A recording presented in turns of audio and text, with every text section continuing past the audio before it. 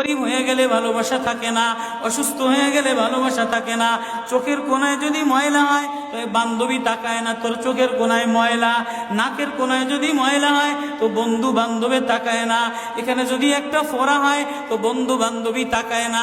ভালোবাসা মিলান হয়ে যায়, অভাবে পড়লে ভালোবাসা মিলান হয়ে যায়, অসুস্থ হয়ে গেলে ভালোবাসা মিলান হয়ে যায়।